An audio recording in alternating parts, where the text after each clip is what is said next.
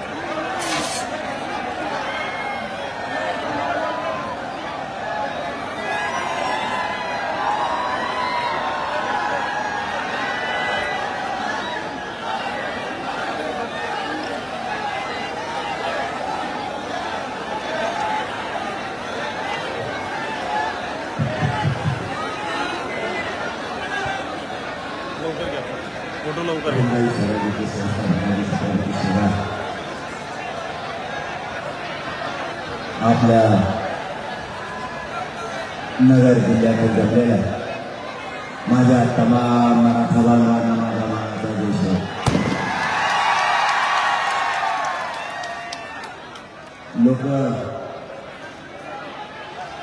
लोक म्हणतात पश्चिम महाराष्ट्रातले मराठा येते. पश्चिम महाराष्ट्रातल्या मराठ्यांना आरक्षणाची गरज नाही आणि मराठा एकजुटीचीही गरज नाही. त्या म्हणणाऱ्याला फक्त एकदा पश्चिम महाराष्ट्रात फक्त माझ्यासोबत येऊन बघ म्हणा, मग तुला कळेल मराठा म्हणजे काय. मला एक गोष्ट कळली नाही, असा भेद या लोकांनी लावलाच कसा. काही खाली बसा, ते काही खाली बसा म्हणजे कसा खाली जाऊ द्या. ते समोर राहिलं खाली पण कसा नाही तुम्ही. ते मागचे ऑर्डर लागले, तुम्हाला 4 घंटे चलून काहीच नाही झाला होता राहिली त्यांचं. या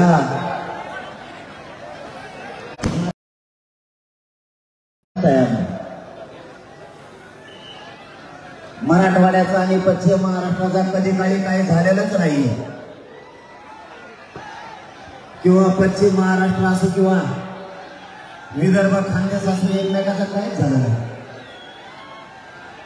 मुंबई असो कोकण असो, यांचा आणि पश्चिम महाराष्ट्राचा आणि मराठवाड्याचा कधी काळी काहीच झालेलं नाही. तरीही जाणून बुजून का असं केलं जातं, विभागात वाद का लावले जाते कळत नाही. पण यातून एक लक्षात येतं, पश्चिम महाराष्ट्र असो, मराठवाडा असो, खानदेश असो, विदर्भ असो, या लोकांना एकत्र न येऊ द्यायचं हे षडयंत्र असू शकतं. त्यांना माहिती आहे, जर हे 3-4 विभाग एकत्र आले तर महाराष्ट्रातली सत्ता गोरगरिबांच्या हातात जाईल, म्हणून यांना एकत्र येऊ द्यायचं नाही. आपल्यात गैरसमज पसरायचा आणि आपल्याला आपल्या प्रश्नापासून लाभ द्यायचा आणि त्यांनी त्यांची राजकीय पोळी भाजून घ्यायचा, हा उद्योग त्यांचा सुरू आहे. मराठ्यांनी एकत्र राहणं गरजेचं आहे, तशी आता वेळ आली. ते काम करत असलं तर तुम्ही यांना नावा यार उठून या 4-5 जणांना मोबाईल देते. इकडे लोक शांत बसले, हे कशाला आले? आरक्षणासाठी ना. तुम्हाला काय म्हणतो, अंडाला लगे इकडं छगन भुजबळची पुरी भाजी खाल्ली काय?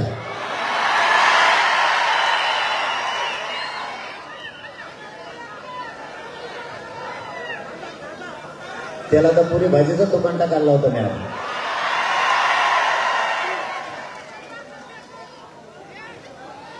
आपले विभाग एकत्र ठेवायचा नाही, मराठ्यात भेद दाखवायचा आणि हा समाज एकत्र येऊ द्यायचा नाही, हा यांनी घाट घातला. मराठवाडा एकत्र आला, पश्चिम महाराष्ट्र एकत्र आला. आता म्हणते विदर्भ एक येत नाही, विदर्भ एक आला की म्हणते खानदेश एक येत नाही. आता हे 4 विभाग एकत्र आले की म्हणते कोकण आणि मुंबई एकत्र येत नाही. आता आपण मुंबईत आणि कोकणात सुद्धा सभा घेतल्या. यांचं एवढं षडयंत्र एवढ्यासाठी की मराठा समाज एकत्र येऊ द्यायचा. त्यांना माहित होतं मराठवाडा एकत्र आलाय, पश्चिम महाराष्ट्र पण एकत्र आलाय. याला जर विदर्भाने साथ दिली तर आपली सत्ता गेली. यांच्या डोक्यात सत्ता आहे आणि आपल्या डोक्यात आरक्षण. आपल्याला करायचं तर आपले लेकरं मोठे आणि आपली जात मोठी, आणि यांना करायचा यांचा पक्ष आणि नेता मोठा. हा या मराठ्यांच्या संस्कारातला आणि नेत्यांच्या संस्कारात मधला फरक आहे. शेवटी मराठ्यांच्या शक्ती पुढे कसली सत्ता चालत नाही. तुमचे कॅमेरे लागले असले तर खाली बसा, कॅमेरे सेट करा आणि खाली बसा. काय म्हणजे तुम्हाला त्रास होत नाही, त्यांना नाही. ते हातात बाटल्या, ते टोपलं पुढे मोकळ्या बाटल्या आणि ते अंगाने मला दिसत टोपलं आणलं.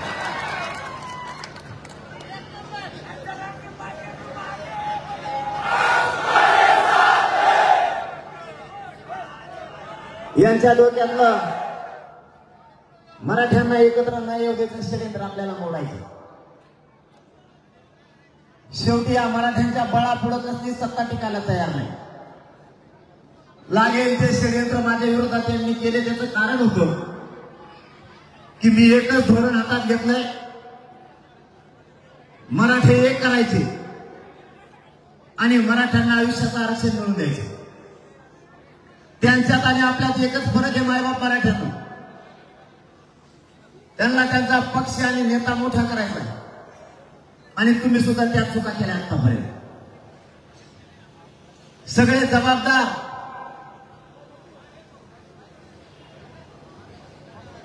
काय खाली बसा लावलं तुम्ही. मी बोलायचं ते मग काही सुरू, मग तिसरीकडे बोलायचं चालू करत असतो.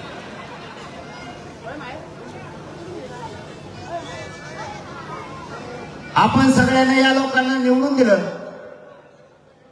आणि या शेवटी या लोकांनी आपला घात केलाय.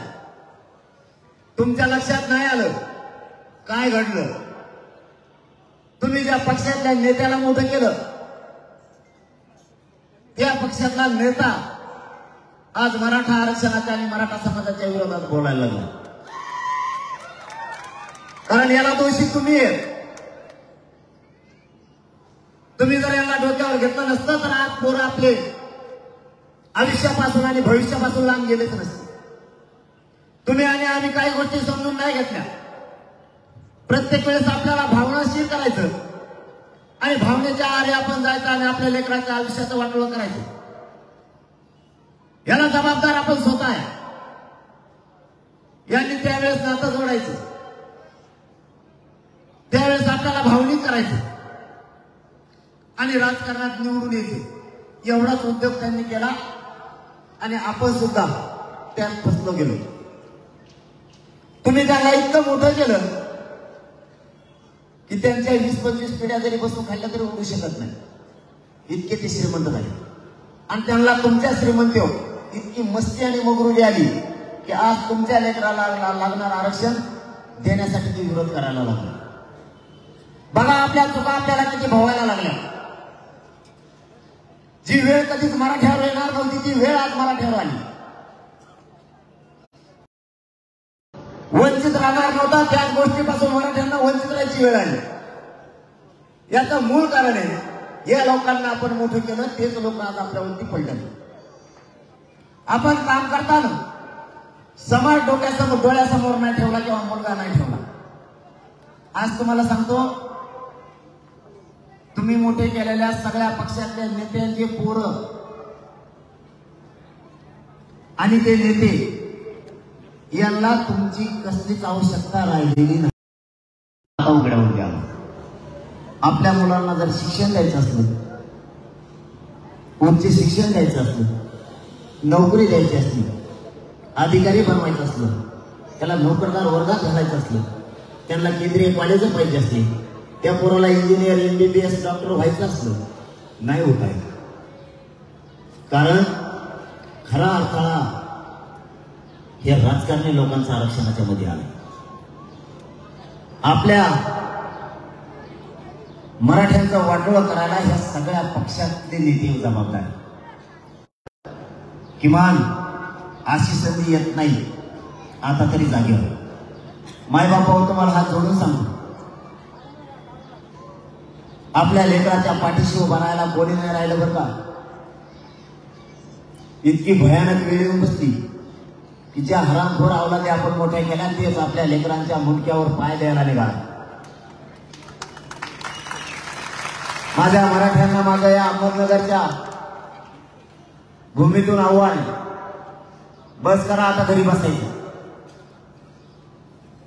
बस झाला आता शेताकडे जायचं. व्यवसाय करणाऱ्या मराठ्यांनी, नोकरदार मराठ्यांनी, शेतकरी मराठ्यांनी, व्यापारी मराठ्यांनी एक दिवस जातीसाठी द्यायचं शिका. बघ्याची भूमिका घेऊ नका. एकमेकाला ताकद द्यायचं काम करा, एकमेकाला साथ द्यायचं काम करा. आपली शक्ती आपल्या विरोधात वापरायची जरा आता बंद करा. हे लोक आपली शक्ती आपल्या विरोधात वापरायला लागले. माझी तुम्हाला विनंती आहे, यांचे पोरं इतके मोठे झाले, यांना आता तुमची गरज नाही. जर आपण एकत्र नाही राहिलो तर पुढच्या पिढ्या आपल्याला कधीच माफ करणार नाही, हे लक्षात असू द्या. मी तळमळीने तुम्हाला सांगतोय आणि 11-11.5 महिन्यापासून हा लढा सातत्याने सुरू ठेवलाय. माझ्या मराठा समाजाची शान गेली नाही पाहिजे. माझ्या मराठा समाजाला खाली मान घालायची वेळ मिळाली पाहिजे. म्हणून अहो रात्र झुंज मी त्या ठिकाणी मराठा समाजासाठी सुरू ठेवली. उद्याच्या 29 तारखेला हा लढ्याला 1 वर्ष पूर्ण होत आहे. या देशात इतका सातत्याने आणि सतत चाललेला इतका मोठा लढा, हा भारत देशातला पहिला लढा मराठ्यांचा 1 वर्ष पूर्ण त्याला ताकदीनं सुरू आहे. हे आंदोलन थोडंही कमी नाही झालं, थोडंफार कमी होत असतं. कमी जास्त आंदोलनाची रेस कमी जास्त होती, परंतु हे मराठ्यांचं आंदोलन 1 वर्ष झालं थोडंही कमी होत नाही. आज तोच टेम्पो आहे, तितक्याच लाखात मराठी कोणीच मग हटायला तयार. फक्त एकच सांगतो, एकजूट रात चला. यांना बोलायला जागा ठेवू नका. नसता तुम्ही बघितलं, थोडीशी चूक दिसली की लोक हिरवायला सुरुवात करतात आपल्या जातीला आणि आपल्या आंदोलनाला. इतके तुटून पडले की लगेच बोलायला सुरुवात केली, म्हणले आंदोलनच बोलवून टाकले.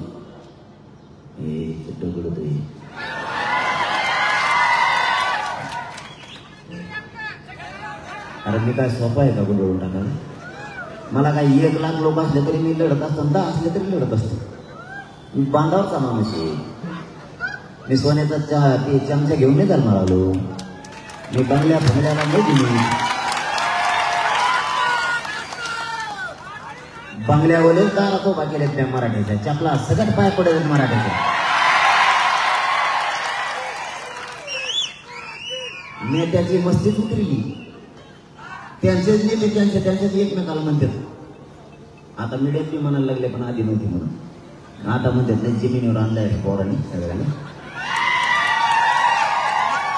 काय मीडियात मध्ये त्यांनी पीठच माग केलं आमचं. कारण गावात त्यांना विचारणारच कुणी या बारीने प्रवेश करायचा. आधी बा त्यांच्या सभेला प्रचाराला मराठ्याने जायचं नाही का? नोकर नाहीत आपण त्यांच्या बापाचे. या बारीने कसा प्रचार झाला माहिती आहे तुम्हाला? या बारीने असा प्रचार झाला, मराठी प्रचाराला पॉम्पलेट चिटकायला जायना. कारण मराठी तेवढ्याला ठेवले ते पॉम्पलेट चिटकेने प्रचार करणे आपल्याला बी कळलं. मग त्याचं पोरग त्याला दिलं ते सोडून एखाद्या प्रचारात त्याच्या पुढं आपले पुढं देतो.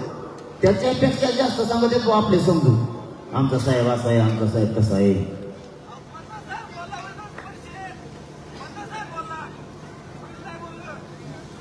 नऊ वाजले का? 9च्या टायमाला एवढंच. मागच्या वेळेस असा प्रचार केला, मराठी आहे ना कुणी मेवणे जमा करून आण प्रचाराला, मामाच्या पोरान. त्याला ती गाडी लागायची ती म्हणला नाही पडतो त्या प्रचाराला. ते बी त्याच्यासारखीच गाडी मारत होता देव प्रचारात. त्याला स्कॉर्पिओ आणलं ते मला स्कॉर्पिओ देतो, आम्ही नाही मी. असा प्रचार झाला या टायमाला. इतके हाल झाले यांचे. मराठ्यांनी एक आल्यावर काय होतं हे मराठ्यांनी लोकसभेला सिद्ध केले. आता विधानसभेला बंद करायचं. त्या टायमाला तरी आपण फक्त पाडा म्हणलो होतो. कोणाला पाडा हे सांगितलं पण नाही आपण, तरी मराठी ओळखून घेतलं. असे रपारप पाडले. त्याच्यामुळे त्यांना येणार झोप. ते दाटून म्हणते आपल्या मागं कुणी नाही. कुणी नसतं एवढी तुमची फजिती झाली असती का? एक जणाची तर 5,000ची लीड तोडायला इतका फेस पाडा होता.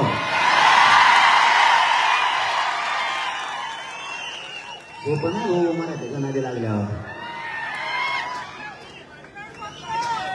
यांना यावेळेस तरी पाठीमागच्या वेळेस तरी पाडा म्हणलो. आता दनादन नाव घेऊन पाडायचं. ज्याने मराठ्याला त्रास दिला, माझ्या गोरगरिबांना त्रास दिला, माझ्या मराठ्यांना सगळ्या क्षेत्रातल्या नोकरदार क्षेत्रात असणाऱ्या मराठ्यांना त्रास दिला, व्यापारात असणाऱ्या मराठ्यांना त्रास दिला, उद्योग व्यवसायात मोठ्या मोठ्या असणाऱ्या मराठ्यांना त्रास दिला, छोट्या व्यवसायात असणाऱ्या मराठ्यांना त्रास दिला, अधिकारी वर्गात असणाऱ्या मराठ्यांना त्रास दिला, माझ्या शेतकरी मराठ्यांनाही त्रास दिला. त्या त्रास देणारा नेता कोणत्याही जातीचा असो, कोणत्याही पक्षाचा असतो, त्याला यावेळेस सोडायचं नाही, त्याला पाडायचं मध्ये पाडायचं. यांना त्या जागेवर बसून द्यायचं नाही. त्याच्याशिवाय आपल्या मराठा समाजाची शान वाढत नाही. मराठ्यांची शक्ती वाढवण्याची जबाबदारी तुमची आणि आपल्या खांद्यावर आता होऊन जाऊ दे. गेल्या वेळेस तरी पाडा म्हणलो, आता नाव घेऊन पाडायचं. मी नुसतं एकदाच पाडा म्हणलो, मुसलमान तिकडून म्हणले पाडो. मला यायचे म्हणायचे पाटील पाडो. म्हणलं पाडो तर पाडो, पाडा पाडी सगळं. असा मसळा झाला हे पाडू पाडूनी. कोणालाच काही सुद्धा आता त्यांनी रेस्टोर घेतले. आणि मंत्रालयाच्या एका मजल्यावर बसते आणि ते म्हणतात कसं काय जणी झोपलं. ते म्हणतात मला नाही वेळ लागला हो. ते म्हणलं तो व्यासपीठावर सगळे लोक होते ते मला तरी मी बोललो नव्हतो. आणि ते म्हणलं तो करता कोणीच नव्हतं तू कसं काय आला. ती म्हणला मला वेळ लागला ना मी तो 4 नंबरला होतो. ही आहे मराठ्याची किमया. म्हणजे 4 नंबरचे 1 नंबरला आले आणि 1 नंबरचे 7 नंबरला गेले. इतकं उलटा सुलटा कारभार मराठ्यांनी पहिल्यांदी केला. आता जर नाव घेऊन पाडायचं म्हणलं ना तुम्हाला सांगतो असं पाडा ना 10 पिढ्या तरी उभा नाही राहिलं पाहिजे होत. त्याच्याशिवाय आपल्याला नाही आपल्याला या भूमिकेत जायचं नव्हतं. ही भूमिका आपली नाहीये. आपली भूमिका फक्त आरक्षणाची. आपल्या समाजाला मोठं करायचंय म्हणून आपल्याला आरक्षण पाहिजे. पण हे आरक्षण न देण्यासाठी त्यांनी विरोधी पक्षाचं सत्ताधारी सुद्धा एकत्र आले. बघा यांचा डाव. कधी यांना एकमेकाचा विचार पटत नव्हता. कधी काळी हे एकमेकाचा चहा सुद्धा पेट नव्हती. हे लोक मराठ्यांना आरक्षण मिळू नये म्हणून एकत्र आले आणि आपलं काहीच झालं नसून आपल्यात गैरसमज पसरले. माझ्या विरोधात षडयंत्रावर षडयंत्र सुरू आहे. या 2-4 दिवसात देवेंद्र फडणवीस माझ्या घराला नोटीसच चिटकायला लावली. काय याची चिटकी लिखवणार नाही वाचित मी ते घेवरायचं कोणीतरी PS आहे ते इतकं मला वाटतं लय जातीवाद करायला लागले. ते त्यांच्या हातानं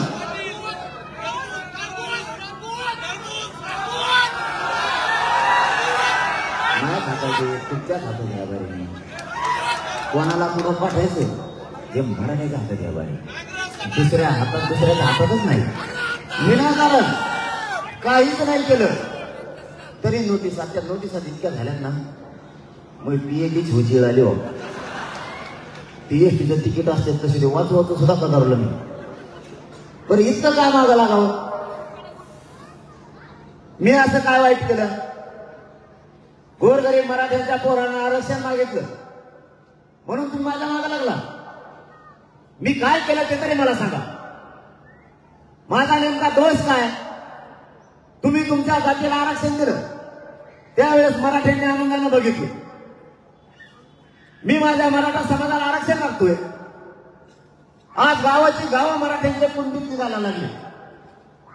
हे जर आंदोलन मी सातत्यानं लावून धरलं नसतं तर गावाची गावं मराठ्यांची ओबीसी आरक्षणात निघलेच नसतं. आज माझ्या मराठा समाजाचा फायदा व्हायला लागलाय. तुम्हाला अडचण काय. तुम्हाला का कधी पैसे मागितले आम्ही. तुम्हाला एखाद्या आंदोलनाला गाडी मागितली. तुम्हाला कधी आंदोलनाची येऊन बसा म्हणलो. तुम्हाला अडचण काय. सागर बंगल्यावर बसल्या बसल्या तुम्हाला झालंय काय. तुम्हाला काही केलंच नाही. आम्ही तुम्हाला बोललोच नाही. नेमकी तुमची अडचण काय. आम्ही काय चुकीचं केलं. माझा समाज मला मोठा करायचा. तुम्ही तुमचा समाज केलाय. तुमची अडचण झाली त्याला मी काय करू. तुमचं दुखणंही मला माहित झालं काय. त्यांचं एकच दुखणं आहे. मी त्यांना मॅनेज होत नाही आणि फुटत नाही. सगळ्यात मोठं त्यांचं दुखणं आहे. अरे बाबा मला नाही पाहिजे पैसे तुमचे. मला नको आहे पण तुमचं. मला माझा समाज माझ्या पाठीशी खंबीर आहे आणि मी लय नशिबाने. तुम्हीच माझी खरी संपत्ती आहे. तुम्हीच माझे खरे मायबाप. मला गरज का तुमच्या मनाची. आणि त्यांना हेच जमाना. ते म्हणतात हे इतकं कट्टर आहे ते फुटत नाही म्हणून त्यांनी आमच्यावरती प्राणघातक हल्ला सुद्धा केला होता. तरीही आणि माझं सरकारवर आज माझ्या विरोधात SIT तरीही मी मागे सरकार नाही. ही कामं त्यांनी तर केले. याबरोबर त्यांनी छगन भुजबळ याला सुद्धा फोडलं आणि त्याला एक टोळी तयार करायला लागली. फोडाफोडी करायला. आणि त्याने काही नेते गोळा केली. लय मोठे गोळा केले त्याने असे टाबर डोबर लय मोठे गोळा केले. आणि तो मुकादम झाला. टोळी मुकादम छगन भुजबळ. आणि ते असं पागल झालं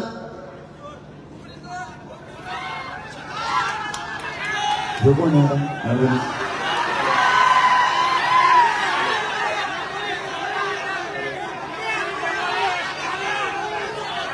आपल्याला ते काम करावं लागेल. मराठ्यांजवळ औषध आहे, यांना नीट करायचं. एकदा मुंबईला चक्कर घालून यावंच लागेल. सवय ठेकायला बसणार, कारण बऱ्याच जणाला ती मावशीकडे बरोबर करते सध्या. फक्त गोल टिकला लावायचं काय नाही त्याला. असा राईट आहे ना, तो म्हणून तुम्ही अभियान सुरू केला आता मनोज जरांगेच्या विरोधात. आणि सगळ्या संघटना मराठ्यांच्या फोडायला लागतात. त्यांनी क्रांती मोर्चे सुद्धा 3 क्रांती मोर्चे केलेले होते, पाप केलेले त्यांनी. आपले पोरं चांगलं काम करत होते. ते आंदोलन आणि ते मोर्चा मोडायचं काम सुद्धा त्यांनीच केलेलं आहे. आता हे आंदोलन मोडायसाठी संघटना जवळ करायला लागले, समन्वय फोडायला लागले, आणि ते पत्रकार परिषद घेते. 2-3 दिवसच टीव्हीवर दिसते ती. त्याच्या पुढं दिसतच नाही. कुंकड जाते कुंकड नाही. मी म्हणतोय अरे हीच वेळ आहे रे जातीच्या बाजूने उभा राहायची. कशाला पक्षाच्या नेत्याच्या बाजूने उभा राहता? हीच वेळ आपल्याला जात मोठी करायची. तुमची चलती होती तेव्हा तुम्हाला काही नाही करता आलं. आता मराठ्यांची गोरगरिबाची चलती आली तर करू द्या ना. गोरगरिबाला तुम्हाला तुमच्या टायमाला जमलं नाही, दुसऱ्यात घुसलात तुम्ही, ते तुम्हाला जमत नाही. हे मानापानासाठी भुकालेले ना, हे एक दिवस टेम्पोत भरायला पाहिजे. काय वाजत तरी कडे कडे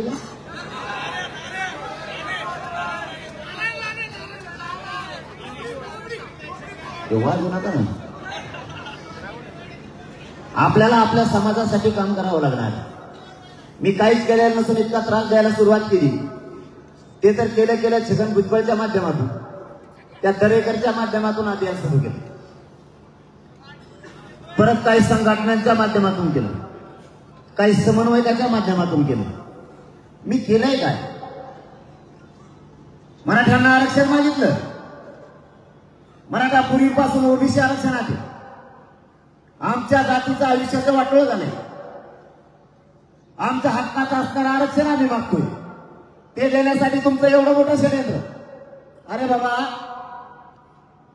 आमच्या अधिकाऱ्यांची भरती सुद्धा होत नाही. एक तर आम्हाला नोकऱ्याच नाही. इकून तिकून लागल्या ते तिथंच मागून आले, पुढं गेले, आमचं तिथंच.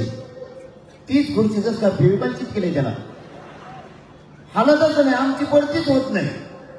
झाली ज्याला नोकरी लागली त्याच्या आम्हाला हातपाय धुवून लागत. मराठ्याचा आहे म्हणून काम करीत नाही. काम त्याच्यात जातीच काय समजे? तो या जाती त्याला काम म्हणलं का तू आमच्या जातीचं म्हणून काम करीन. आधी काय करते ताईट मारते.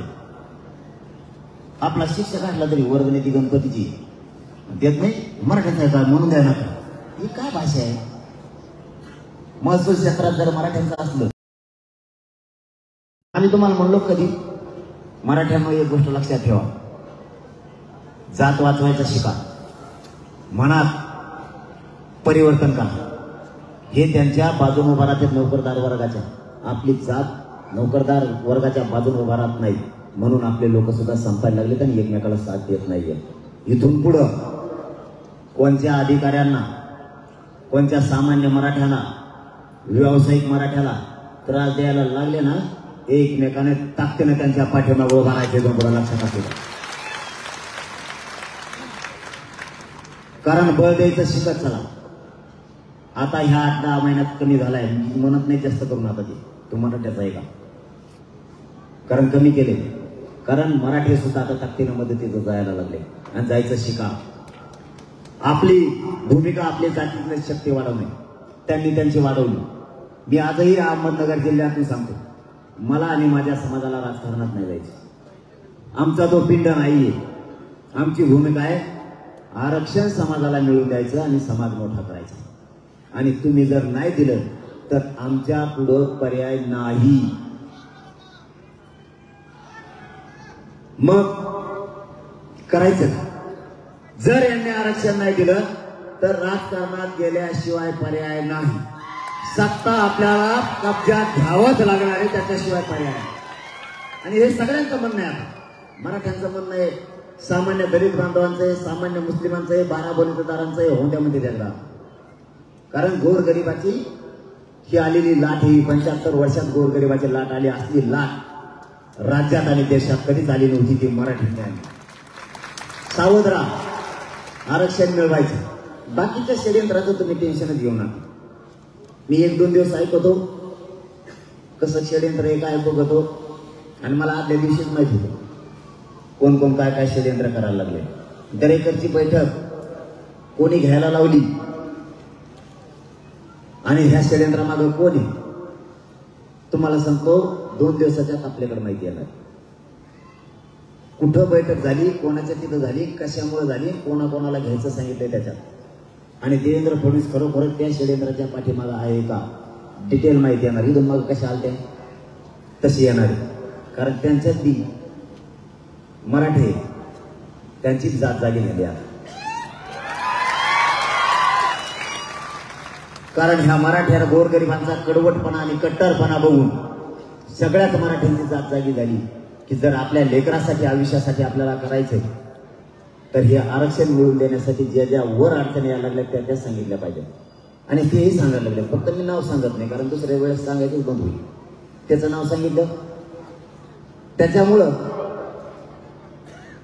या पुढच्या काळात मराठ्यांनी एकजूट राहा. आता खरी कसोटी.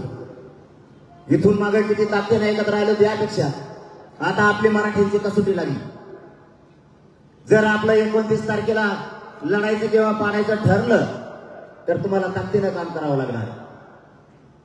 कारण 29 ऑगस्टला आंतरवालीला बैठक आहे.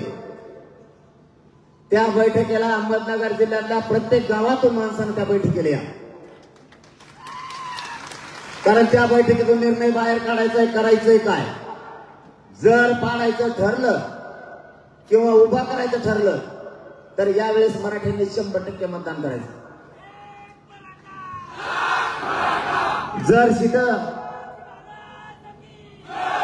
जर सीटं उभा करायचे ठरले तर मराठ्यांनी 100% मतदान करायचं.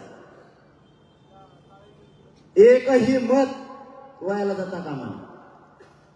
आपल्या मुलाला आणि आपल्या जातीला मोठं करण्यासाठी आणि हे 2च विषय डोळ्यासमोर ठेवायचे आणि मतदानाला उठायचे.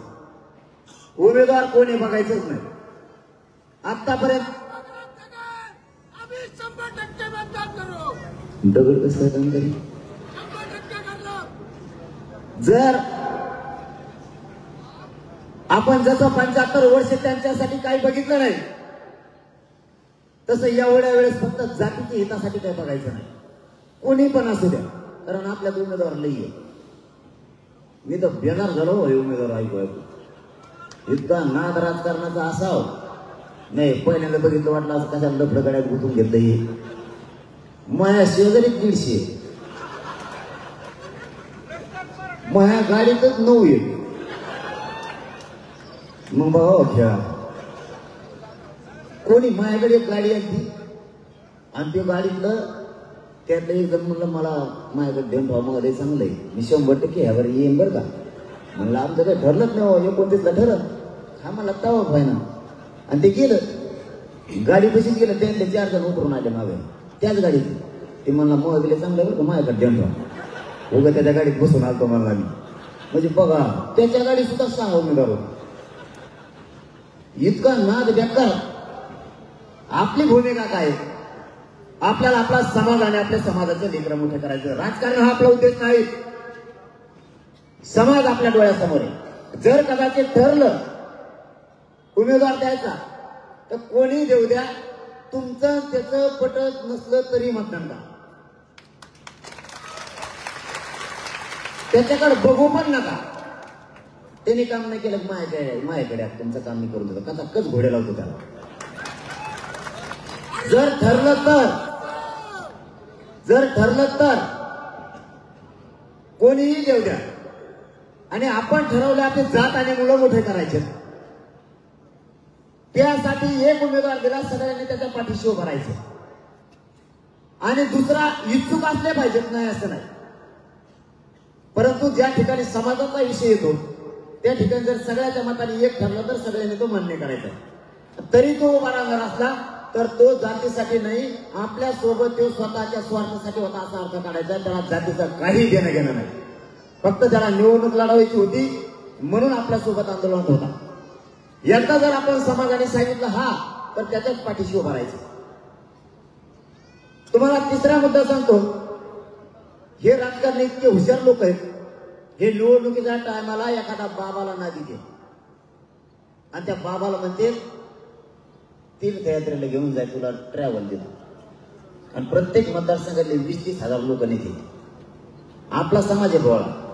आपल्या समाजाला वाटतं चला देवधर्म करून यायचं, आणि मग आपलं तोड पडलेलं असतं. कारण 30-40 हजाराचं सोपं नाही, इतके लोक ते बाहेर घेऊन जाते. यावेळेस जर आपलं ठरलं तर एकही माणूस तीर्थक्षेत्राला जाऊ द्यायचा नाही, एक पण नाही. म्हाताऱ्या माणसासहित पोरांनी सगळ्यांनी मतदान शिक्का करून घ्यायचं. म्हातारे माणसं तो उठून न्यायचे, पण मतदान करायचं. एकदा मतदान झालं की ज्याला ज्याला तीर्थक्षेत्रावर जायचं ना त्याला मला 5 वर्ष जाय, सगळे देव झाल्याशिवाय माघारी जेवण 5 वर्ष तिकडेच राहाय.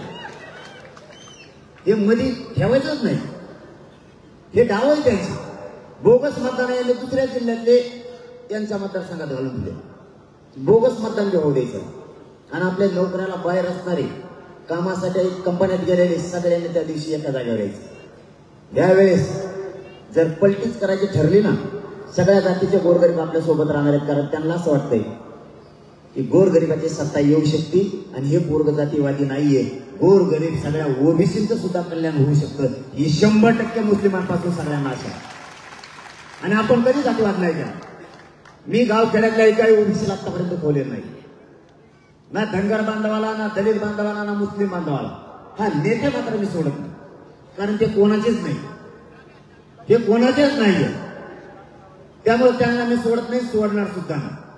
आणि जर पाडायचं ठरलं मग तर गेले सोपं आहे. ताना घ्यायची गरज नाही, काही टेन्शन की नाही. समजा निवडून आणायचं ठरलं थोडं ताण आहे, निवडणूक लढायचं ठरलं, पण पाडायचं ठरलं तर नाही सोपं. 113 आमदारच येत नाही त्यांची, खलास बुकटाच सगळा ह्याकडे त्याकडे. पाडापाडी लई सोपी. मला वाटतं पाडापाडीच करावं. हा, उभा करण्यापेक्षा पाडापाडीत लय मजा आहे. जेव्हा आपल्या विचाराचा आहे, जेव्हा आपल्या समाजाच्या पाठीशी उभा राहत होईल, जेव्हा आरक्षण देणार आहे त्याला निवडून द्यायचं. बरं आपण जाऊन तो माणसाची एवढं जे होईल ते होईल. आपले पडते नाही त्यांचे पडते, जे होईल असं त्यांना लय टेन्शन आहे. भाऊ काय सांगा, एवढं टेन्शन आहे. ते असे करून गेले, त्यांना एक तर कळत नाही मी काय करीन गावाशी. बरं का, सगळ्यात मोठा त्यांचा ते प्रॉब्लेम. मी या काय उभा करायचं म्हणतो, या काय पाडायचं म्हणतो. नाही तर मी काय पाडायचं म्हणतो, या काय उभा करतो. ते गणितच चुकून जातं. हिंदू मागं सुद्धा त्यांचं गणित असं चुकलं. आपलं या काही पाडायचं ठरलं, त्यांना वाटलं उभा करते. उभा केले म्हणजे काहीला असं वाटत होतं उभा केले का आपल्या आपोआप निवडून येते. काही वाटत होतं आपले पडत. आता कोणालाच मेळ लागा नाही, हे काय करणार आहे. समजा जर पाडायचं ठरलं तर काही जणांची मजा होती, उभा केले तर काही जणांचं कायमच वाजत आहे. म्हणजे कोणाचीच कोणाला वेळ लागा नाही. हे नेमकं काय करते. आता त्यांच्यातच अशी पंचायत झाली आहे का, 5-10 मिनिटं आहे बोलू का. त्यांच्यात अशी पंचायत झाली, त्यांच्यात झाले 6 पक्ष आणि ती आली ती एकत्र. तिन्हीकडे बी 3-3 आहेत, झाले 6 उमेदवार. किती द्यायचे? 2. दोघाला मिळून त्यांचा एक आणि यांचा एक. खाली किती शिल्लक राहिले? 4. ते 4 मध्ये माझ्या नेत्यातले पैसे घालते. मी 5 वर्ष झालं तयारी करतोय आणि मोदीच आणले. मग 5 वर्ष मी कवर वाट बघू. मग ते माझ्याकडे तिकडे अंतर ते अंतर्गत आले ते मध्ये धावा. आमच्यात झाले 3-3 पक्ष. बहुतेक महानंबर लागायचा अंदाज नाही. मग आपला आजार राज्यमंत्री होता, पण का होते का आता मला म्हणले तयारी लागणे होते नव्हते, ते पुरे पैसे त्याच्यात घातले. आणि आता म्हणजे तुला नाही जमायचं त्याला द्यायचे. मग आता आम्ही कवर वाट बघायची. मग पुढच्या 5 वर्षात जर ते पडलं नाही तर मग करायचं काय.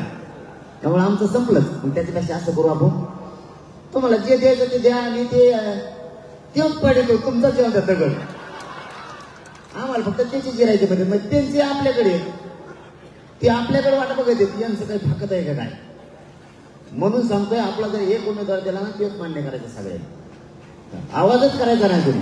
कारण तो जातीसाठीचा विषय, राजकारणासाठीचा नाही. कारण ते 4 शिल्लक राहिले, ते 4ही आता सारखंच होणार आहे. म्हणजे लोकसभेत झालं तसं सगळे मराठी तिकडेच होते व्यासपीठावर बसलेले टोटल. एक मराठ्याचं इकडं नव्हतं. आपले कोट्टे गरीबाचे इकडून गाडी घेऊन पळ, तिकडं रिक्षा घेऊन पळ, कोणाच्या हातात कॉम्प्लेट, कोण कोणाचा प्रचार करतोय तळाला मिळणार. आणि त्यांच्याजवळ भले टप्पू सगळे बसलेले. जिल्हा परिषद अध्यक्ष त्यांच्याकडं, माजी आमदार 13 14 त्यांच्याकडं, 7 माजी खासदार, आजी खासदार त्यांच्याकडं, सगळे जिल्हा प्रमुख पक्षाचे त्यांच्याकडं. आमच्या वाट्याला कुणीच नाही. सगळा आपल्यासारखाच माल, समजा माझ्यासारखाच गळाल्याला सगळे असेच होते. पण हे इतके भारी भरले त्यांना. ते व्यासपीठाच्या खाली आले की त्यांच्यात म्हणायचं आहे गावातच येऊन त्यांनी कुठे लोक काय करावं रे, काय करत म्हणलं मग आडनाव बदलिलं. इतके बेकार हे पोट्टे काही लिहित ना, आयला पुढे शिकतात पुढं नाही तुम्ही. इतके बेकार लिहितात खाली ना, त्या माणसाला गावात जाऊच वाटत नाही कोणा.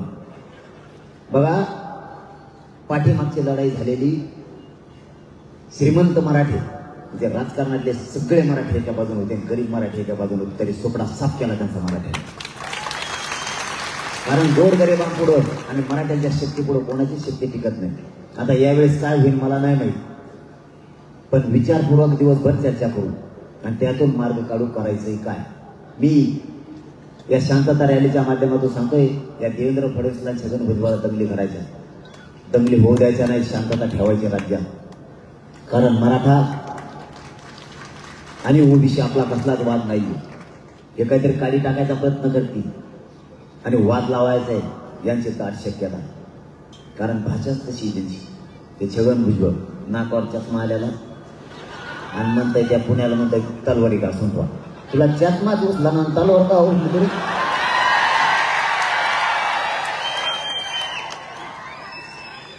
काय म्हणावं हे कळत नाही. इतकं बधीर डोक्याचं आहे ना. स्वतः आता तर वाटलं केलं सगळ्या कुटुंबाचा त्यांनी जेलला जाऊन त्या शिवसेनेचा पुरा टांगळा वाजेल, त्या राष्ट्रवादीचा भोगा केला आणि आता त्या देवेंद्र फडणवीसचा कार्यक्रम करायचा मागे तो पुरे सुद्धा पडली तिथे सोडीत. इतकं आपिशा पायाचं आहे ना, भयानक आपिशा पायाचं. आणि तरी हे देवेंद्र फडणवीस त्याच्याच मुख्य घेतो.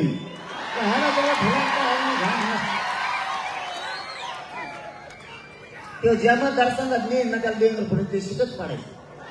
जाय म्हणा घेऊन पुढे, तिकडे घेऊन जाय, तिकडे घेऊन जाय. यावल्यात तर ते येत नाही. यावल्यात त्याला जरी मी मला निवड त्याला निवडून आणा तरी ते लोक त्याला पाडले सोडीतच नाही. इतके बिघाडलेत ना ते म्हणतात पाटील काही सांगा ह्या बारीने, याला पाडायचं म्हणजे पाडायचं. ते गिरीश महाजनला तशीच मस्ती होती. 15 रुपयाचा बेल्ट येईल पुढे चालत होतो चालत होतो. त्याला माहितच नव्हतं गणित ते कोणाच्या जीवात निवडून येतो. पण तिथले मराठी काय सोपे नाही, शेवटी ते कुणबी आहेत पण मराठी आहेत ना. आपलं त्यांचा रक्त एक आहे. तिथले दोन्ही नगराध्यक्ष माझ्याकडे आले आणि त्यांनी सांगितलं पाटील इतकं खालच्या दर्जाचं बोललं ना आमच्या काळजाला लागलं. शेवटी आम्हाला तुमचा स्वाभिमान एवढ्यासाठीच आहे की तुम्ही हे समाज तरी एकत्र करा. आम्हाला आरक्षणाची नाही गरज, आरक्षण आम्हाला आहे, पण शेवटी आम्ही कुणबी बी असलो तरी मराठी आणि हे मराठा समाज एक केल्यामुळे आम्हाला तुमचा स्वाभिमान आहे म्हणून आम्ही तुमच्याकडे आलो. आणि त्यांनी असं सांगितलं तुम्ही फक्त हा माना, या बारीने पाडतोच आणि त्याचं कारण सांगितलं मला त्यांनी. 1,36,000 नुसता मराठा आहे तिथे, 1,36,000 आणि याचं 1300 का काय मतदान आहे फक्त. 1,36,000 कुठं 1300 कुठं आणि मराठ्याचं जेवढ होतं. आता मला सांगा 5,000ची लीड तोडायला जर एवढा फेस पडत असेल तर 1,36,000ची लीड तोडायला अफगाणिस्तानातच जावं लागत तुला. इथं तिथं राहायचं कामच नाही. तेव्हापासून खालच्या पट्टीत आलाय. बघा त्याची भाषा तुम्ही टीव्हीची इथून मग अशी होती की बाबा असा बोलत होता जसा राष्ट्राध्यक्ष झालाय असा बोलत होता. मी म्हणलं 1,36,000 मराठे. ते म्हणलं म्हणून दादाचं काही चूक नाही, बरोबर आहे, आरक्षण बरोबर आहे, आरक्षण राईट आहे. आता खाली आला ते असते ते. आपण विश्वास घ्यायला सुरू केलं की मुंबईत एक आपल्याला भेट नव्हतं. कारण तिथं काय असतं माझा स्वभाव थोडा वेगळा, जिकडं पडल मी तिकडंच पडल म्हणत असतो. तुझी बोलू का श्रीमंत म्हणतो चांगलाच पिठा पाडाय काय मी जिथं पडतं तिथंच पडतं म्हणत असतो. पण मुंबईत हे आपण 10-11 दिवसात एक मोहीम सुरू केली, कोणालाच माहित नाही. महाराष्ट्रातून मुंबईत मराठी गेलेले किती आहेत महाराष्ट्रातून गेलेले मुंबई कामाला गेले, बिचारे रिक्षे झाले, ते टपऱ्या काहीतरी हाय असे व्यवसाय करतात. कोणा तिथं वॉचमॅन म्हणून येत, कोणाच्या कंपनी पुढे आहेत, कोणाच्या कंपनीत येत, पुढं टॅक्सी चालवित येत, टपऱ्या चालवित येत, वडापाव हे वडापाव जास्तच वाटायला आहेत आपल्या धंदे. मोठाले तर त्यांचे नादारात पुरत नव्हतं, असे वरील काले बिल्डिंगला मोठाले. त्याच्यावरच मराठी जाऊन बसले होते मध्ये 17 ताळी बिल्डिंग घेऊन. आणि ते मुख्यमंत्री म्हणते अरे म्हणून हे लोक कुठून मुंबईत गेले, म्हणलं मला नाव माहिती. आणि ते म्हणले मग हे मुंबईत गेल्यावर काय करते, म्हणलं त्यांनाच विचारा, आता मला माहित नाही ते काय करते. कारण हे चढायला जागा नव्हतं तरी 17 ताळावर गेले इतके डेंजर. त्याच्या शोध मोहीम घेतली आहे की किती लोक आहेत. जवळपास 17 ते 18% महाराष्ट्रातून मराठी तिथे गेलेले आहेत मुंबईत. जरी निवडून आणून नाही शिकलो तरी आपण तिथल्या 19 सीटाचा जवळपास कार्यक्रम केलाच म्हणून समजा पाळले. म्हणजे आपण तिथं बी शोध मोहीम सुरू केली. आता कोकण अर्धा आहे, अर्धा राहिला, अर्धा आहे, अर्धा राहिलाय. मराठवाडा, पश्चिम महाराष्ट्र, विदर्भाचा विषय सोडून द्या, तिन्ही प्रांत एका बाजूला. इथं यांचा सुपडा सापच होणार आहे, तिन्ही प्रांत इथला विषयच नाही यांचा. त्यामुळे यांच्या ज्यावेळेस आपण भुई धरली, आपण ज्यावेळेस शोधायला लागलो, तेव्हापासून यांच्या लक्षात आलं मुंबई सुद्धा कार्यक्रम वाजू शकते. कारण आणखीन बी 8-10 दिवस लागणार मुंबईचा सगळा तपास यायला. कारण आपले लोक किती आहेत. जर आपली निवडून यायची भूमिका नसेल तर पाडायच्या भूमिकेत मराठीचं मतदान निर्णायक मुंबई सुद्धा. कारण ती जरी धार धरली आपण तरीही त्यांचं मुंबई सुद्धा वाजत आहे. फक्त किती सीटापर्यंत जात आहे हे आपण 29 तारखेला डिक्लेअर करू. कारण तोपर्यंत सगळं चारही बाजूची माहिती आपल्याला येणार आहे. कारण आपल्या पोटात काही राहत नाही, आपलं सरळ असतं. कारण तुमच्यापेक्षा मला मोठं कोण आहे, मी कुणाला सांगू, तुम्हाला नाही सांगणार, तुम्हाला सांगून टाकतो सगळं. कारण मी यांना घेणतच नाही, यांना म्हणत बी नाही, यांना विचारत बी नाही तुम्ही केवढीची. नाही तर हे आंतरवाली सोडायचे नाही. जे पडणार आहे ते आंतरवाली सोडित नाही. जे 54,000 महिन्यात गेले ते तर म्हणते तुम्ही आपला राजीनामाचे डायरेक्ट. जे 44 ने गेला तेव्हा तर म्हणतो आपल्या पक्षातच नाही राहायचं आहे. बरे तुम्हाला वाटत असं पण निवृत्ती घेतली, काय काय निवृत्तीवरच येऊन टाकली. कारण मराठ्यांच्या नादी लागणं एवढी सोपी गोष्ट नाही. आमचा बदनापूरचा तर उठतच नाही. ते तर म्हणतो मी एवढं पडलो तेव्हा पडलो, मग आता खेळच चांगला असावा. लावसाहेब दादा बोलले मग आता कार्यक्रमच आला. आपला काही गेमच वाजला मला, काही खेळ्या गोष्टीच मिळाल्या. मग काही चूक नसताना सुद्धा मी बोललो, एक चूक नव्हती नाही. एक मला त्याला मागणीत बोला ओबीसीचे बोला, मी ओबीसीला दिलं राव, लय मोठं केलं. ओबीसी बोलेलं राहिले मला असं. एक फळ असते, फळ तुम्ही तुमच्या हातात सत्ता होती त्यावेळेस केलेली मस्ती ही आता लोक तिचा बदला घ्यायला लागले. लोक सोप्या नाहीत. तुमच्याकडे सत्ता होती म्हणून तुम्ही एवढी मस्ती केली. तुम्ही ओबीसीचे लोक सोडले नाही, मराठ्यांचे सुद्धा सोडले नाही. तुम्ही लोकांना प्रचंड त्रास दिला. आता लोकांना वाटतंय लाट मराठ्यांची आणि मराठी तिकडून आले, आता कोणाला द्यायची गरज नाही. आणि सत्ता आली का गेली का तुम्हाला सांगतो कोणाला द्यायची गरज नाही. आपली सरकारपेक्षा शक्ती मराठ्यांच्या मोठे काय द्यायचं समजा कोणाला अजिबात द्यायचं नाही कोणाला. ते आष्टी पाटोदा मतदारसंघात कवा मराठ्यालाच झाडायचे, कवा बघा तुम्ही मराठ्यालाच झाडायचे.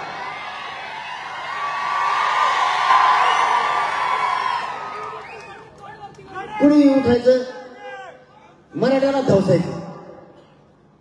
मी तिथं घराघरात लोकांना सांगितलं मराठी किती आहेत आष्टी पाटोदा मतदारसंघात मला सांगा रे.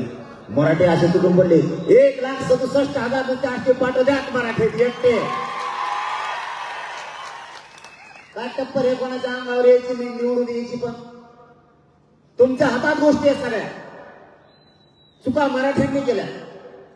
आपली शक्ती किती आपण बघितलीच नाही. आपण आपल्याला स्वतःला कधी जाणून घेतलंच नाही. पहिल्यापासून मराठ्यांना सवय लागली शक्ती असताना सुद्धा त्या शक्तीचा दुरुपयोग आपल्या जातीच्या विरोधात करायचा. आपली जात संपली नाही पाहिजे यासाठी आपल्या शक्तीचा उपयोग झाला पाहिजे. आपले पोरं संपले नाही पाहिजे त्याच्यासाठी आपला उपयोग झाला पाहिजे. आपला समाज मोठा करणं आपली जबाबदारी.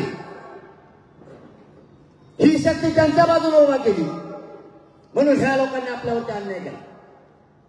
आता पुढच्या काळात हे होऊ नये. आपली शक्ती आपल्या जातीला मोठं करायला आणि आपले पोरं मोठा करायला लाच वापरायची, अजिबात शक्ती वायाला घालायची नाही आता दुसऱ्यासाठी. आपल्या भूमिकेवर आपण ठाम व्हा, कारण हे पक्षाचे लोक आणि या पक्षातले नेते हे पक्षाला आणि पक्षाच्या नेत्याला बाप मानायला लागले. खरं तर आपण जातीला बाप मानलं पाहिजे, आणि पक्षाला आणि नेत्याला बाप मानायला सुरुवात केली. त्यामुळे मराठ्यांनी आता स्वतःच्या पोराच्या आणि जातीच्या बाजूने उभा राहा. एवढी मोठी शक्ती आपली या राज्यात 6 ते 7 करोड एकटा मराठा आहे, 50-55% एकटा मराठा आहे. सगळ्याची फक्त स्वतःच्या शक्तीची जाणीव ठेवा आणि आपलेच लोक मोठं करायचं शिका. शक्ती शोधत चला. कोणाला पाय लावायचा नाही, पण कोणी पाय लावला तर 1 इंच सुद्धा मागे सरकायचं नाही. कारण या राज्यात आपण काय नुसतं अन्याय सहन करण्यासाठी जन्म घेतलेला नाहीये. आपलं हक्काचं आरक्षण असताना दुसऱ्याला दिलं गेलं. 16% आरक्षण मराठ्यांच्या हक्काचं 1994 दिलं गेलं. मराठ्यांच्या पोरांचं वाटोळं झालं. ओबीसी आरक्षणात 180 जाती घातल्या. त्यानंतर त्या जाती आज 350 ते 450 जाती झाल्या. म्हणजे यांच्या एका जातीची बाकीच्या 16-17 जाती घातलेल्या पोट जाती आणि उपजाती म्हणून घातल्या. 83 क्रमांकाला कुणबी आहे. कुणबीचा आणि मराठ्यांचा व्यवसाय एकच. शेती व्यवसायाच्या आधारावर आरक्षण दिलं गेलं, पण कुणबीलाच दिलं. मराठ्यांचा आणि कुणबीचा व्यवसाय एक आहे. मग मराठ्यांची पोटजात कुणबी होत नाही का? होत असूनही यांनी आपल्याला आरक्षण दिलं. सातारा संस्थांच्या गॅजेटमध्ये सुद्धा मराठा आणि कुणबी एक आहे. हैदराबाद संस्थांच्या गॅजेटमध्ये सगळा मराठा आरक्षणात आहे. बॉम्बे गव्हर्नमेंटचा जेवढा प्रांत होता त्या प्रांतामधला सगळा मराठा कुणबी आहे. तरी मराठ्यांना आरक्षण दिलं गेलं नाही. आणि ज्यांच्या कोणाच्या शासकीय सरकारी नोंदीच नाहीये त्यांना आरक्षण दिलं गेलं. ही न्याय आहे या राज्यात. ज्याच्या नोंदी त्याच्या रद्द करा म्हणतात, आणि ज्याची कुठे नोंदच सरकारी नाहीये त्यांच्या पडत्या होत आहेत. ही या राज्यात न्याय आहे. म्हणून मराठ्यांनी शक्ती ओळख आणि मुलाच्या बाजूने उभा राहा. जात संपू देऊ नका. जात संपले तर तुम्हाला विचारणार कोणी नाहीये. आजकालचं युग बदललंय. कोण कोणाच्या बाजूने नाही उभा राहत, कोण कोणाला नाही साथ देत. स्वतःचा स्वार्थ भागेपर्यंत सगळे बाबा म्हणतायत. अनेकदा स्वार्थ भागला की ज्या ताटात खाल्लं त्या ताटात पाय द्यायला सुरुवात केली. जरा शहाणपणाची भूमिका मराठी घ्या. घरातून बघायचं आता बंद करा. घरात बसून आता आरक्षण मिळणार नाहीये. व्यावसायिक मराठ्यांनी सुद्धा 1 दिवस काम सोडत जा. नोकरदार मराठ्यांनी सुद्धा 1 दिवस नोकरीला नाही जायचं. व्यापारी व्यवसाय मराठ्यांनी सुद्धा नाही जायचं. शेतकरी मराठ्यांनी 1 दिवस कामाला नाही जायचं. कारण जात संकटात सापडली. संकटात सापडलेल्या जातीला आणि त्या पोरांना बाहेर काढायची जबाबदारी तुमची. कोणता नेता, कोणत्या नेत्याला तुम्ही तुमचं म्हणायला लागला? कोणत्या नेत्यासाठी तुम्ही काम करताय? ही कोणती भूमिका आहे मराठ्यांची? कोणता नेता आणि कोणता आमदार आणि मंत्री तुम्हाला नाही मोठं करणार? तुम्ही आमचं त्याला म्हणता कशावर? ज्या तुमच्या लेकराला आरक्षण लागतंय ते आरक्षण देण्यासाठी विरोध करतायत, मग ती महायुती असो किंवा महाविकास आघाडी असो, हे तुमचे झाले कसे? तुम्ही कोणाला फसवतात मराठ्यांना? स्वतःच्याच मुलाला, स्वतःच्या जातीला. तुम्ही आता भान ठेवा आणि विचारात परिवर्तन करा. जे लेकरो आई बापाने कर्ज काढून शिकवलंय, शेतात राब राबले, उसं तोडले, त्यांनी लेकरं शिकवले तर अधिकारी होण्यासाठी, एसटीची पाठी वाचवण्यासाठी नाही. नोकरदार मराठ्यांनी 1 लाख रुपये मागे टाकलाय आणि आपले लेकरं शिकवले. त्यांना आशा आहे माझा लेकरू अधिकारी झाला पाहिजे. कोणता बाप असा आहे, कोणती आई अशी की त्याला वाटतं आपलं लेकरू मोठं होणं. हमाली करणाऱ्या मराठ्यांना वाटतं माझं लेकरू मोठं झालं पाहिजे. टेम्पो ट्रक चालवणाऱ्या ड्रायव्हरांना वाटतं माझं लेकरू मोठं झालं पाहिजे. शेती करणाऱ्या मराठ्यांना वाटतं माझं लेकरू मोठं झालं पाहिजे. रात्रंदिवस पोते उचलून हमाली केली, रक्ताचं पाणी केलं आणि लेकरे शिकवले. त्यातही स्वप्न माझं लेकरू अधिकारी झालं पाहिजे. असा कोणता मराठा आहे, श्रीमंत असू द्या किंवा गरीब असू द्या, त्याला वाटत नाही माझं लेकरू मोठं होत नाही. मराठ्यांना फसवू नका स्वतःच्या जातीला आणि मुलाला. जे लेकरू 1% लुटतोय ते ठसा ठसा घरापर्यंत द्यायला लागलाय. त्याचे असू पुस्तक तुम्ही कसे, तुम्ही कधी भानावर येणार आहेत मला कळत नाहीये. तुम्ही का नेत्याला आणि पक्षाला मानताय आणि तुमचे लेकर दारिद्र्याच्या खाईत लोटायला लागलात. तो नेता नाही तुमच्या लेकराच्या अप्रोपोसा नेता. आपल्या बापाची आपल्या आईची काठी धरायला आपलंच लेकरू लागणार आहे. त्याला मोठं करायचं शिका. ती जात सांभाळा. ती जात तुमच्या संकट काळात तुमच्या पाठीवर हात फिरवणार आहे. हे हरामखोर नेते तुमच्या पाठीवर हात फिरवणार. तुम्ही जरा विचारानं मोठे व्हा, विचारात परिवर्तन करा. कोणत्या नेत्याच्या दबावात यायची गरज नाही. त्याचा काय बापाची जागिरी नाहीये त्याच्या दबावात यायला. आपली जात आणि आपले लेकर आपल्याला मोठे करायचे.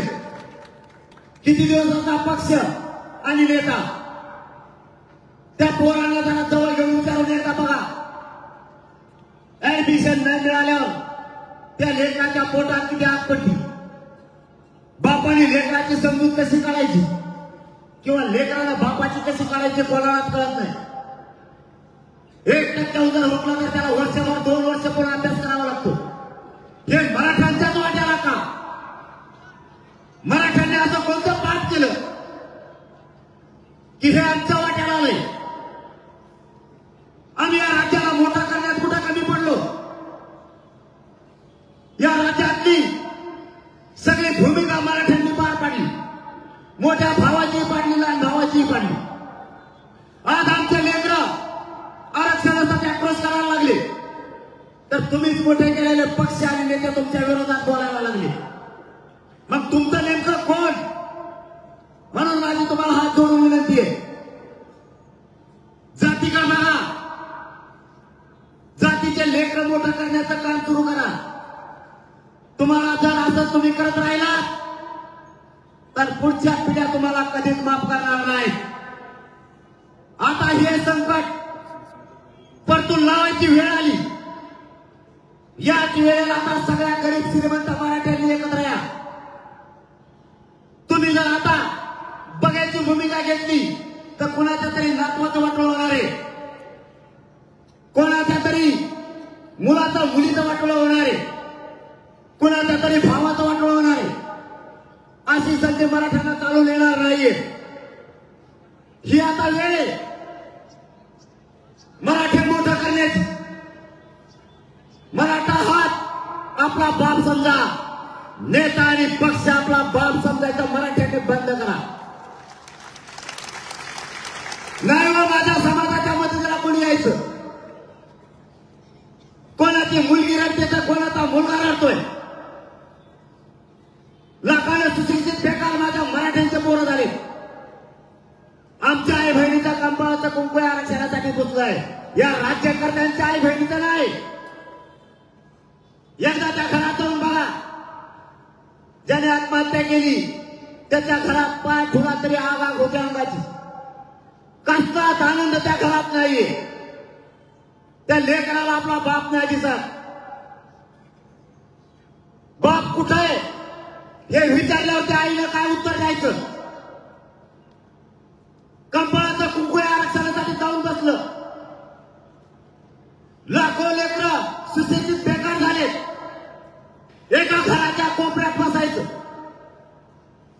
आणि करता पुरुष घरातला गेल्यामुळं त्या अंधारात एकट्या माता माऊलीला रडत बसायचं. तुमच्या आमच्यासाठी बलिदान गेलेत मराठ्यांमध्ये. तुमचे आमचे लेकर मोठे व्हावेत म्हणून त्या आपल्या भावानं आत्महत्या केली. त्याचं बलिदान वाया जाऊ देऊ नका. या राजकारणी लोकांच्या नादी लागून आपल्या लोकांचे मुर्दे पडलेले बदला घ्यायचा आहे. आपल्याला आरक्षणात रूपांतर करायचंय. नाही सहन होते. एखाद्या मुलाचा किंवा मुलीचा जर एखाद्या हॉस्टेलसाठी फोन आला, ऍडमिशनसाठी फोन आला, तर इतकं वाईट वाटतं की आपलं हक्काचं आरक्षण असूनही हे लेकर समस्या सांगायला लागलेत. आपण नाही सोडू शकत, कारण सत्ता दुसऱ्या हातात आहे. मराठ्यांना मोठं करणारा 75 वर्षात एकही आतापर्यंत नाही आला. आमच्या वेदना आम्हाला माहिती आहे, तुम्हाला नाही. म्हणून मराठ्यांनी आता सावध व्हा. पुढच्या काळात मराठा समता कामा नाही. तुमच्या हट्टापायी, तुमच्या नेत्यापायी माझी जात आणि माझ्या जातीच्या पोरं संपू देऊ नका. माझं तळमळीनं आणि तळतळीनं तुम्हाला सांगणं मी किती दिवस तुमचा आहे आणि माझा मलाच माहित नाही. रोज सलाईन सुरू आहे. आजपासूनच मी म्हणून आता बघतोय. मी माझ्या समाजासाठी कुणाला विकत नाहीये. मी कुणाला फुटत सुद्धा नाही. आणि विचारले अहमदनगर मधून मराठ्यांना सांगतो, महाराष्ट्रातल्या मी मराठा नाही भेट, मी हटत सुद्धा नाही. मी सलाईन किंवा माझ्या शरीराचा विचार नाही करत. मला पत्रकार बांधवांनी विचारलंय, तुमची तब्येत खराब असताना तुम्ही काम करताय. माझ्या शरीराची किंमत नाहीये. मला माझा समाज मोठा झाला पाहिजे हे स्वप्न आहे माझं. मी शरीराला मोजणारा का नाहीये. मी वेदना नाही मोजत बसत. माझ्या समाजाच्या लेकराच्या वेदना मी मोजतोय. माझ्या समाजाचा त्रास मला बसू देत नाहीये. रोज रात्री 5-5, 6-6 सलाईन सुरू आहे. माय बापा, तुमच्या नेत्याला नका मानू. तुम्ही तुमच्या नेत्याच्या नादात माझा समाज आणि माझ्या समाजाचे लेकर संपून बसतील बरं का. माझा समाज आणि माझे लेकर संपू देऊ नका. समाज खूप दिवसाला एकत्र आलाय. माझ्या नंतर ही लढाई तुम्हाला चालवायची. हा विचार मोडू द्यायचा नाही आणि हा समाजही संपू द्यायचा नाही. मी आहे तोपर्यंत माझा शब्द तुम्हाला, तुमची मान खाली होईल असं एकही पाऊल उचलणार नाही. तुमची शक्ती वाढवल्याशिवाय मी का बसत नाही. मराठ्यांची ताकद आणि शक्ती वाढवायची. या राज्यात मराठ्यांच्या हातात पावर राहिली पाहिजे. तुमची आणि माझी जबाबदारी. मराठा आणि मराठ्यांच्या पोरं संपता कामा नाही. घराघरातले मराठी जागे व्हा. घरात बसू नका. टीव्हीला बघून भाषण ऐकू नका. मोबाईलवरती शेतात बसून भाषण नका ऐकू. बिल्डिंगवर बघू नका. आता फ्लॅट मधून बघू नका. घराच्या खाली यायची वेळ आली, कारण दुनिया पूर्ण बदलली. इथं तुम्हाला एकजूट दाखवायला लागते. तुमची जितकी शक्ती दिसल तितकं सरकार मराठ्यांच्या पायात पडणारे लक्षात असू द्या. एकजूट राहा. माझी एवढी तुम्हाला विनंती आहे. तुम्ही शक्ती कमी होऊ देऊ नका. घराघरातले सगळे मराठी महिना 2 महिन्याला एकत्र येत जा. एक दिवस काम बुडील्यामुळे तुमच्या समाजाचं कल्याण होणार असलं तर काम बुडवत चला. सातत्याने हे संघर्ष करायचा आहे. शांततेत करायचा. कुठे उद्रेक होऊ द्यायचा नाही. परंतु जात मोठी करायची. या जातीसाठी आणि या जातीच्या लेकरांसाठी लेकरा. माझा शब्द आहे, मरेपर्यंत मी तुमच्याशी गद्दारी करत नाही. तुमची मान ताट मानेने तुम्ही चालाल. हेच काम तुमचा मुलगा म्हणून जरांगे म्हणून करा. माझ्या समाजाकडून अपेक्षा माझ्याकडून. माझा समाज मला बोलताना बोलतोय. आता तुमच्याकडूनच अपेक्षा. मी माझ्या समाजाला शब्द दिलाय. तुमच्या शब्दाला कुठेच मी डाग लागू देणार नाही. खानदानी तुमची रक्ताची औलाद येईल. क्षत्रिय मराठा आहे. तुमच्याशी आयुष्यभर गद्दारी नाही करणार. यांच्या तुम्ही अशीच एकजूट राहा. या सरकारच्या मुंडक्यावर पाय देऊन तुम्हाला ओबीसीतून आरक्षण दिल्याशिवाय मी हटत नाही. शब्द देतो आणि थांबतो. धन्यवाद. जय शिवराय.